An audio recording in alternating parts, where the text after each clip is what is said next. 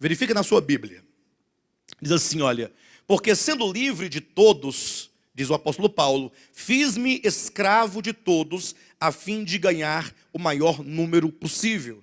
Ou seja, o apóstolo Paulo diz que tinha uma estratégia ao pregar o evangelho. Ele se fazia de alguma coisa para aproximar-se daquelas pessoas com o fim de conquistá-las. Ou seja, ele não trazia logo, imediatamente, a palavra do modo como ele queria trazer, porém, ele se aproximava das pessoas sem, como posso dizer, sem impor inicialmente a mudança que possivelmente elas teriam resistência, mas logo ele trazendo a palavra, as pessoas compreenderiam o que ele queria dizer, e compreendendo, então, o caminho estaria aberto. Versículo 20 diz assim, olha: procedi para com os judeus como judeu. Ou seja, ao se aproximar de um judeu, ele procedia como procede um judeu. E ele diz a razão: a fim de ganhar os judeus.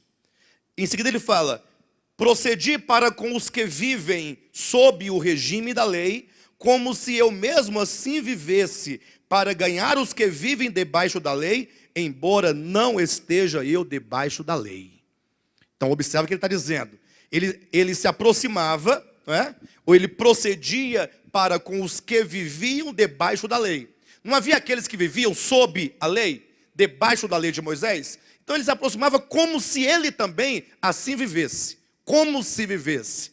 Ele não está afirmando que vivia, como se vivesse, para ganhar os que vivem debaixo da lei. Ele diz: embora não esteja eu debaixo da... Então é muito claro, Paulo não vivia debaixo da lei, porque ele tinha plena consciência de que a lei, na forma de mandamentos, havia sido abolida, conforme ele diz em Efésios capítulo 2, versículo 15. Ora, olha o 21. Aos sem lei, note que no versículo 20, ele procedeu para com aqueles que viviam debaixo da lei. No 21 tem uma outra categoria chamada os sem lei. Aos sem lei, como se eu mesmo fosse, não estando sem lei para com Deus, mas debaixo da lei de Cristo. Aí basta que você compare o versículo 20 com o 21, para você perceber que Paulo, ele pronuncia a seu próprio respeito duas verdades que, embora diferentes, não são contraditórias. Ele diz no 20 que ele não vivia debaixo da lei. No 21 ele diz que ele estava debaixo da lei de Cristo. Então, chegamos à conclusão de que uma coisa é a lei de Cristo, outra coisa é a lei de Moisés. Outra coisa é a lei da antiga aliança. Outra coisa é a lei do Antigo Testamento. Então logo alguém vai perguntar: e qual que é a diferença entre a lei antiga e a lei nova? Ora, está na sua natureza.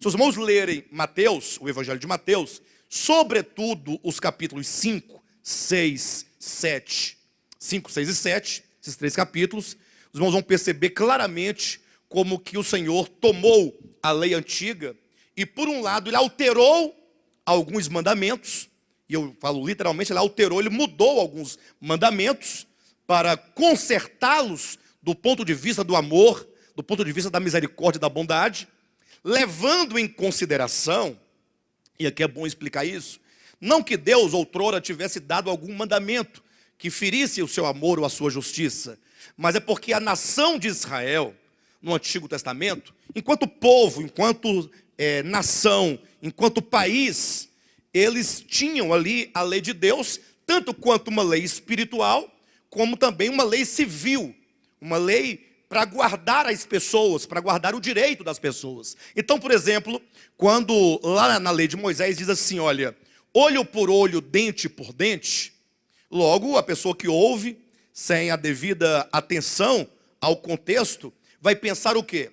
Que Deus estaria ensinando o quê? A vingança. Ó, olho por olho. Ou seja, alguém furou o olho do teu filho, vai lá e fura o olho do dele, e está pago, está tudo bem. Como se Deus incentivasse a vingança.